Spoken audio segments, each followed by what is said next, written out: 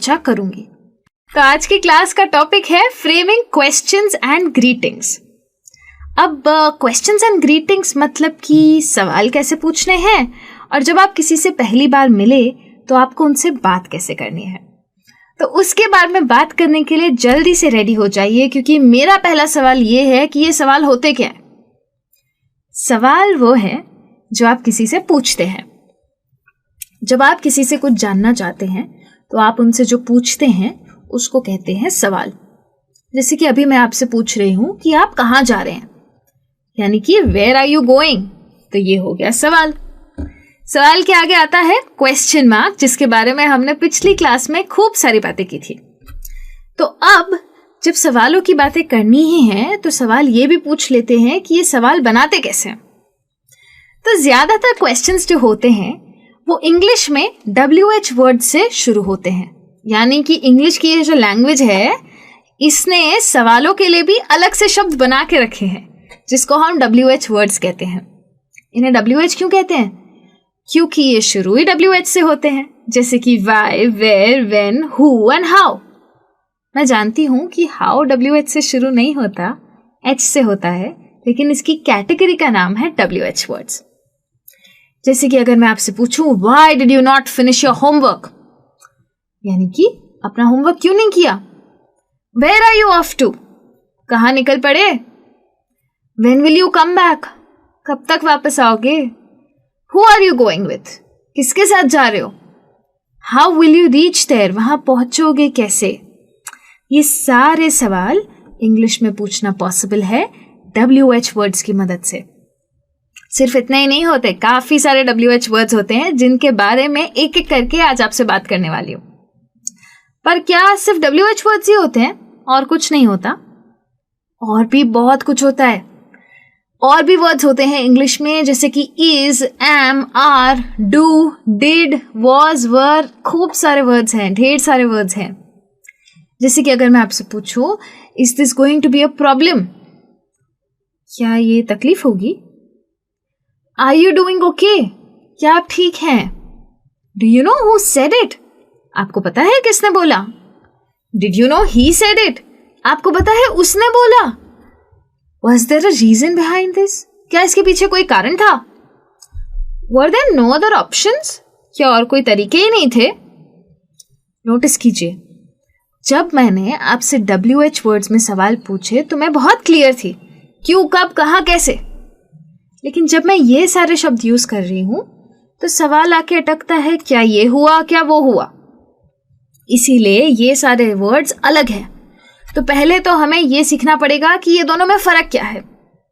अब जो क्वेश्चंस होते हैं वो भी दो टाइप के होते हैं, दो प्रकार होते हैं। एक होते हैं यस नो क्वेश्चंस, यानी कि हाँ और ना वाले सवाल। हाँ और ना वाले मतलब ऐसे सवाल जिसके जवाब हो हाँ या ना।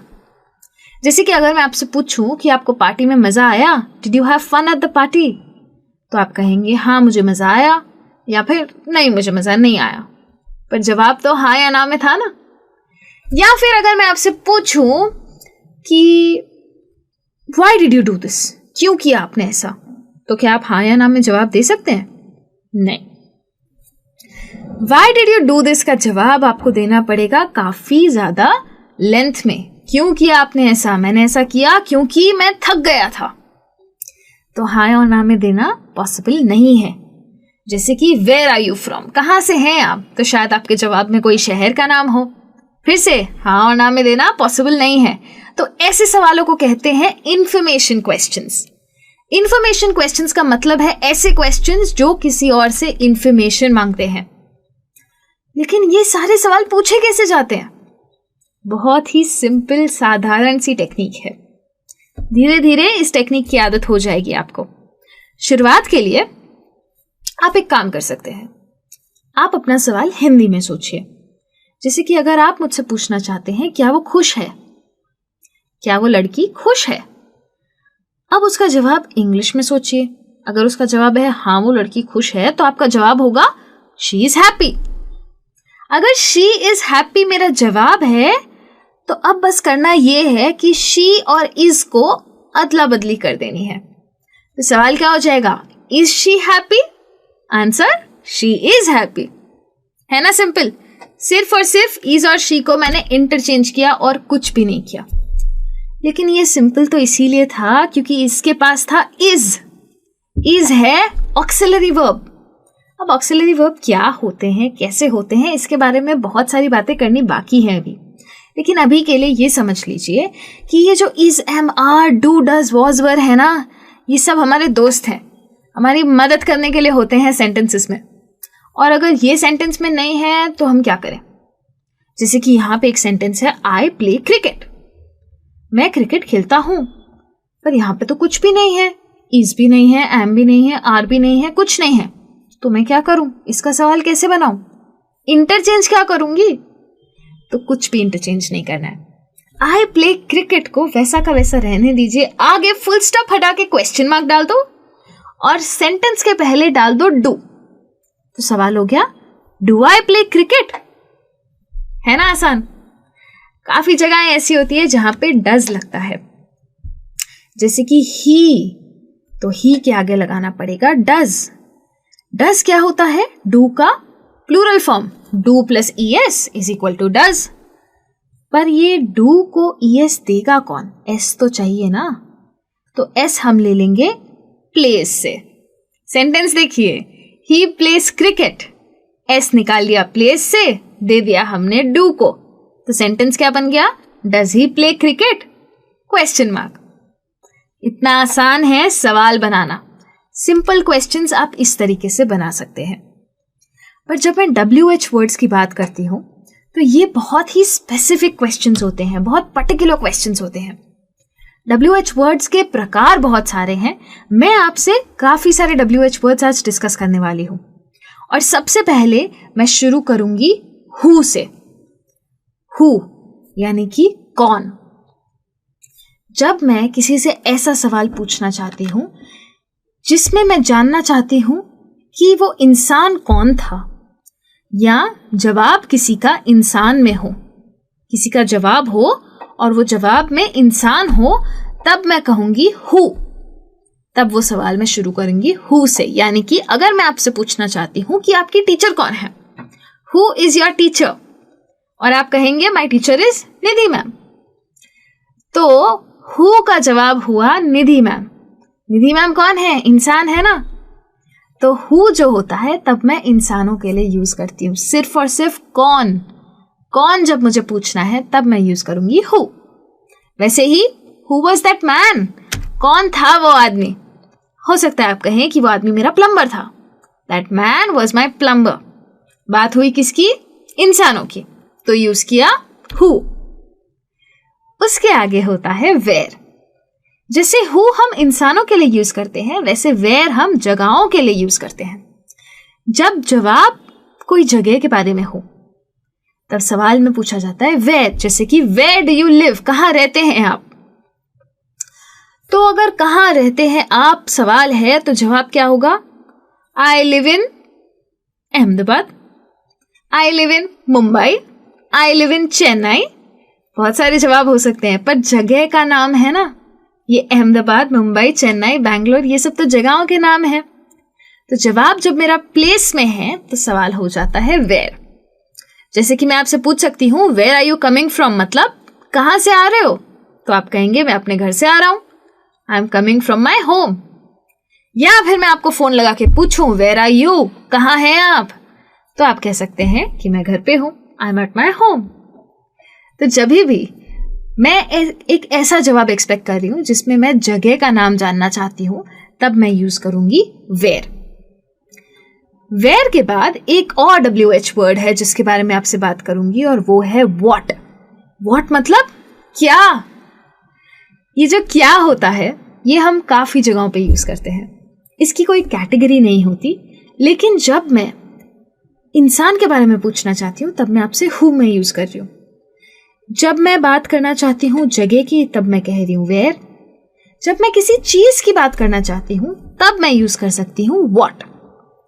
जैसे कि मैं आपसे पूछ रही हूँ व्हाट इज द टाइम, समय क्या हुआ है, समय क्या हुआ है यानी कि क्या, तब आ जाता है व्हाट। या फिर मैं आपसे पूछती हूँ वो क्या करते हैं, व्हाट डज ही डू, या फिर मैं आपसे पूछती हूँ आपका नाम क्या है, व्हाट इज योर नेम। तो व्हाट का ट्रांसलेशन है क्या, और ये यूज कर सकते हैं आप चीजों के बारे में पूछने के लिए। इसके अलावा एक और WH वर्ड है जो कि बहुत इंपॉर्टेंट है और उसे कहते हैं व्हेन।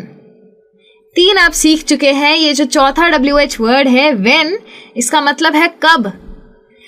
कब एक ऐसा शब्द है जो मैं यूज करती हूँ जब मुझे टाइम के बारे में जवाब चाहिए। टाइम जरूरी नहीं है घड़ी वाला टाइम हो सकता है कि 5 बजे 10 बजे, लेकिन ये भी हो सकता है कि कौन सा साल, कौन सा दिन, कौन सा महीना, कौन सी तारीख।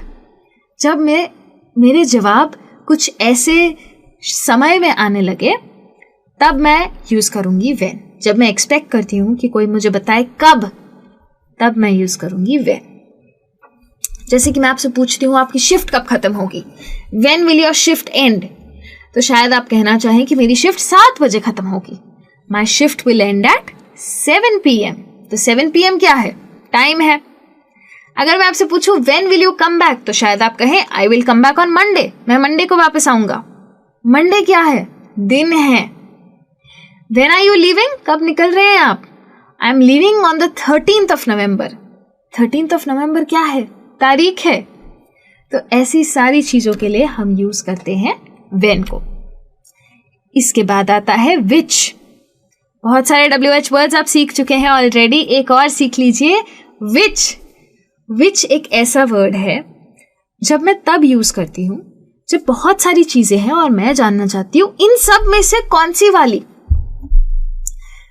सी वाली, मतलब कि विच। अगर बहुत सारी पिक्चरें हैं दुनिया में और अगर मैं आपसे पूछती हूँ which is your favourite movie, तो मेरा सवाल का मतलब है कि इन सारी पिक्चरों में से सबसे ज्यादा आपको कौन सी वाली पसंद है। तो तब मैं यूज करती हूँ विच। या फिर शायद आप और मैं पार्किंग लॉट में हैं और गाड़ी ढूंढ रहे हैं, बहुत सारी गाड़ियां हैं और मैं आपसे पूछती हूँ विच कार इज योर्स, आपकी वाली गाड़ी कौन सी है इन सब में से। तो हो सकता है आप कहें कि that red car is mine, वो लाल वाली गाड़ी मेरी है। तो ये होता है विच का मतलब। जैसे आप यहाँ देख सकते हैं विच वे टू गो, कौन से रास्ते जाए, इस या उस रास्ते। तो जब ऑप्शंस बहुत सारे हैं और जवाब एक है तब यूज करते हैं विच को। एक और WH वर्ड है हुज। हुज का मतलब ये है कि जब आप किसी से किसी रिश्ते के बारे में पूछना चाहते हैं, इनका रिश्ता किससे है, ये किसके हैं, जब आप ऐसे सवाल पूछना चाहते हैं तब आप यूज करते हैं हुज। जैसे कि अगर मेरे पास कोई जानवर है, कोई पेट एनिमल है जो कि कहीं और है, शायद किसी रास्ते पर बैठा है, तो आसपास वाले पूछेंगे ना ये किसकी बिल्ली है, ये किसका कुत्ता है, हुज कैट इज दिस। तो ये हुज का मतलब है किसका। या अगर मेरा बच्चा है और बच्चा मेले में खो गया है, बच्चा अकेला है, तो हम पूछते हैं ना ये किसका बच्चा है, तो उसे इंग्लिश में कहते हैं हुज चाइल्ड इज दैट। ऐसे यूज होता है ये हुज का वर्ड। एक और सबसे ज्यादा जरूरी WH वर्ड है वाई, क्योंकि ये हम सबसे ज्यादा यूज करते हैं। वाई का मतलब है हमारे सारे सवाल, यानी कि क्यों ऐसा हुआ, क्यों आप ऐसे हैं। जब मैं ये सब कहना चाहती हूं तब मैं कहूंगी वाई। मैं तब यूज करती हूं जब मैं किसी चीज का कारण जानना चाहती हूं। किसी भी चीज का अगर कारण जानना है तो मेरा सवाल वाई से शुरू होगा, जैसे कि why are you so rude, आप इतने रूड क्यों हैं। या why did you smile at me, आप मुझे देखकर मुस्कुराई क्यों। जब मैं किसी भी चीज का कारण जानना चाहती हूं तब मैं यूज करती हूं वाई को। और एक आखिरी WH वर्ड, प्रॉमिस, ये वाला आखिरी, ये है हाउ। अब हाउ का क्या मतलब है, हाउ का मतलब है 2 चीजें। वैसे तो मतलब है कैसे, लेकिन इसका यूज है 2 चीजों में। या तो आप जानना चाहते हैं कि कुछ करने का तरीका क्या होता है, हाउ इज दिस डन, तब हम यूज करते हैं हाउ, ये कैसे होता है। या फिर आप किसी की सेहत के बारे में जानना चाहते हैं, हाउ आर यू, कैसे हैं आप, या हाउ डू यू डू। तो ये सारे तरीकों में हम हाउ यूज करते हैं। इन सारी जगहों पे हाउ का यूज हो सकता है। 2 चीजें हैं, याद रखिए, कैसे करना है और कैसे हैं आप। ट्रांसलेशन है कैसे। अगर आप WH वर्ड सीख चुके हैं तो अब वापस आ जाते हैं हमारे ऑक्सिलरीज पे। ऑक्सिलरी वर्ब की बात की थी, याद है? Is, am, are, was, were, do, does की बात की थी। अब मैं जानती हूं कि WH वर्ड से सवाल बनाना आसान है। कुछ लोग ऑक्सिलरी वर्ब से सवाल बनाना मुश्किल समझते हैं, तो उनके लिए एक नई टेक्निक लाई हूं मैं। इस टेक्निक को कहते हैं क्वेश्चन टैग्स। हिंदी में हम कहते हैं ना, तुम ये काम करोगी ना? हाँ, ये जो मैंने हाँ कहा, ये है क्वेश्चन टैग। जब भी मैं एक स्टेटमेंट को क्वेश्चन में बदलना चाहती हूं और मैं उस स्टेटमेंट के आगे छोटा सा सवाल लगा देती हूं, तो वो बन जाता है क्वेश्चन। है ना मैजिक? तो इंग्लिश में भी ये सेम चीज हो सकती है। हम ये यूज कब करते हैं? अगर मैं चाहती हूं कि मेरा जो सुनने वाला है वो मुझसे अग्री करे, तब मैं यूज करूंगी क्वेश्चन टैग। तो अगर मैं कहती हूं कितनी प्यारी लड़की है ना, तो ये है ना is a question tag. She is such a sweet girl, isn't she? अब सवाल ये आता है कि ये क्वेश्चन टैग यूज कैसे करते हैं। बहुत ही सिंपल तरीका है, याद है auxiliary. I did not drop my phone. Did क्या है? ऑक्सिलरी। उसके आगे क्या है? नॉट, यानी कि नेगेटिव। उसको मैं बना दूंगी पॉजिटिव। Did I? अगर डिड नॉट था तो ये हो गया डिड आई। अगर डिड होता तो ये हो जाता डिड आई नॉट। बस उल्टा करना है और कुछ भी नहीं करना है। अगर मैं कह रही हूं I did not drop my phone, did I? तो सामने वाला कहेगा नो यू डिड नॉट। जवाब आ गया हाँ या ना में। जब हमने ऑक्सिलरी वर्ब्स की बात की थी तभी भी आपसे कहा था कि हाँ या ना वाले जो जवाब होते हैं वो ऑक्सिलरी वर्ब से शुरू होते हैं। फिर जैसे है I had made sure that the door was locked, hadn't I? यहां देखिए, हैड पॉजिटिव है, हैडंट नेगेटिव है। यही तो मैजिक है क्वेश्चन टैग्स का। बहुत ही आसान है इनको यूज करना। अब बात करते हैं थोड़ी और टेक्निक्स की। जब हम क्वेश्चन टैग्स की बात कर ही रहे हैं तो हमें यह भी पता होना चाहिए कि जब स्टेटमेंट पॉजिटिव है तो क्वेश्चन टैग हो जाता है negative. You are late, aren't you? Aren't मतलब आर नॉट, ये हो गया नेगेटिव। लेकिन अब क्या करें? ऑक्सिलरी तो है नहीं अगली सेंटेंस में। अगली सेंटेंस है यू स्टडी इंग्लिश। यहां पे तो is, am, are, do, does not कुछ भी नहीं है। याद है जब ऑक्सिलरी वर्ब्स की बात की थी और आई प्ले क्रिकेट में नहीं था ऑक्सिलरी वर्ब, तो हमने क्या डाला था? डू। तो डू ही आएगा हमारी सहायता करने। तो हम ये समझेंगे कि यहां डू है, यू डू स्टडी इंग्लिश, और बन जाएगा नेगेटिव, डोंट यू? तो डू का बन गया डू नॉट, यानी कि डोंट यू। तो अगर ऑक्सिलरी वर्ब नहीं है तो हमारी सहायता करने आएंगे डू और डज। अब अगर सवाल आपको क्लियर है, जवाब आपको क्लियर है, तो टाइम आ गया है कि बात की जाए ग्रीटिंग्स की। अब ये ग्रीटिंग्स क्या होती है? मैं जानती हूं कि आपको ग्रीटिंग्स के बारे में पता है। हम इंडियंस का सबसे बड़ा तरीका लोगों को ग्रीट करने का है नमस्ते। जब मैं आपसे पहले बात करती हूं तो मैं भी आपसे कहती हूं नमस्ते। ये हमारा पोलाइट तरीका है लोगों को ग्रीट करने का। इंग्लिश लैंग्वेज में और भी ढेर सारे तरीके हैं ग्रीट करने के। तो आज मैं आपसे उन सारे तरीकों की बात करूंगी और थोड़ी मदद आप भी करेंगे फिर मेरी। अब अगर मैं आपसे कहूं कि आप ऑलरेडी जानते हैं ग्रीट कैसे करना है और करते भी हैं, शायद रोज करते हैं, यकीन नहीं हो रहा? सच में करते हैं? अच्छा आप बताइए, फोन उठा के सबसे पहले आप लोगों को क्या कहते हैं? कहते हैं ना हेलो। ये हेलो क्या है? ग्रीटिंग ही तो है। इंग्लिश की एक ग्रीटिंग का नाम है हेलो। तो जब भी हम किसी से मिलते हैं, किसी से बात करते हैं, तो हम लिखते हैं, हम कहते हैं हेलो। किसी को लिखते हैं तभी भी हम कह सकते हैं हेलो। बस एक रूल है ग्रीटिंग्स का, जब भी किसी से मिलो और ग्रीट करो तो चेहरे पे एक बड़ी सी मुस्कान रखो, क्योंकि अगर आप स्माइल नहीं करेंगे तो सामने वाला भी सोचेगा ये कैसा हेलो है, इनका खुशी भी नहीं है इनको मुझसे मिलने की। इसीलिए स्माइल करना बहुत ज़रूरी है जब आप ग्रीट कर रहे हैं किसी को। अब ग्रीटिंग्स की भी तो टाइप्स होती है ना, इंग्लिश में हर चीज़ के प्रकार होते हैं, तो ग्रीटिंग्स के क्यों नहीं। ग्रीटिंग्स में टाइप कुछ ऐसी है कि कुछ फॉर्मल ग्रीटिंग होती है, कुछ इनफॉर्मल होती है। फॉर्मल का मतलब ऐसी ग्रीटिंग जो शायद आप कॉलेज में, आपके ऑफिस में, आपके बॉस के आगे यूज कर सकें, और इनफॉर्मल का मतलब ऐसी ग्रीटिंग जो कि शायद आप अपने दोस्तों के साथ, अपने रिश्तेदारों के साथ यूज कर सकें। अब फॉर्मल ग्रीटिंग्स की अगर बात करूं तो good morning, good afternoon, good evening, how do you do, ये सारी चीजें चलती है। और इनफॉर्मल की बात करूं तो ज्यादातर लोग कहते हैं hi, how are you, what's up, क्या चल रहा है। तो ये सारी होती है इनफॉर्मल ग्रीटिंग्स। अब मैं आपको बताती हूँ कि कौन सी वाली कब यूज करनी चाहिए, क्योंकि यही तो सबसे इंपॉर्टेंट चीज है। बॉस को जाके व्हाट्सअप थोड़ी बोलेंगे, इसीलिए जानना जरूरी है कि कब कौन सी ग्रीटिंग यूज करनी चाहिए। तो जैसे कि अगर आप ऑफिस में हैं तो आप किसी से कह सकते हैं hello, how do you do. याद रखिए ऑफिस में है, शांति से बात करनी है, बहुत एक्साइटमेंट नहीं रख सकते हैं। दोस्तों के साथ हम बहुत एक्साइटमेंट रख सकते हैं, लेकिन अगर हम ऑफिस से किसी से मिलते हैं, hello, how do you do, कुछ ऐसा टोन रखना है।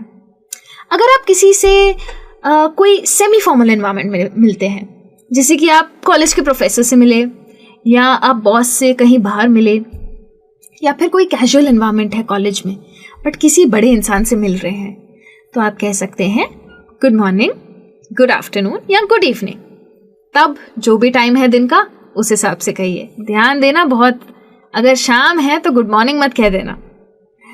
अगर आप किसी से पहली बार मिल रहे हैं, शायद बॉस ने किसी से मिलवाया है, शायद मैनेजर ने मिलवाया है, शायद कॉलेज के प्रोफेसर ने किसी से आपको मिलवाया है, या किसी पार्टी में आप किसी से मिले, तो मिलने के बाद आप उनसे कह सकते हैं, जाते वक्त हाथ मिला के आप उनसे कह सकते हैं नाइस टू मीट यू, या फिर प्लीज टू मीट यू। इसका मतलब है आपसे मिलके खुशी हुई।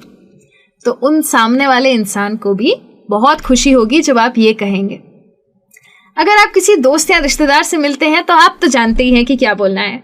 हाय बोलिए, हे दैट बोलिए, हाउ आर यू बोलिए, हाउस लाइफ बोलिए। कोई भी ग्रीटिंग आप दे सकते हैं क्योंकि वो आपके दोस्त है। आप एक्साइटमेंट में बात कर सकते हैं उनसे। आप उनकी तबीयत पूछना चाहते हैं तो आप पूछ सकते हैं व्हाट्स अप, कैसी चल रही है जिंदगी, हाउस लाइफ। अगर आप किसी से बहुत लंबे समय के बाद मिले हैं तो एक बहुत अच्छी ग्रीटिंग है जो कि आप यूज कर सकते हैं। सिर्फ इनफॉर्मल तरीके से यूज करिएगा दोस्तों और रिश्तेदारों के साथ, और कहीं नहीं डालिएगा। पर बहुत अच्छी ग्रीटिंग है इंग्लिश में, उसे कहते हैं लॉन्ग टाइम नो सी। तो अगर आप फॉरेन कंट्री में जाते हैं और आपके फॉरेन दोस्त बनते हैं तो आप उनके साथ ये सब यूज कर सकते हैं। लॉन्ग टाइम नो सी का मतलब है बहुत टाइम हुआ मिले नहीं। बहुत ही अच्छा ग्रीटिंग है, काफी अच्छा लगता है सुनने में, तो एक बार कोशिश जरूर कीजिएगा।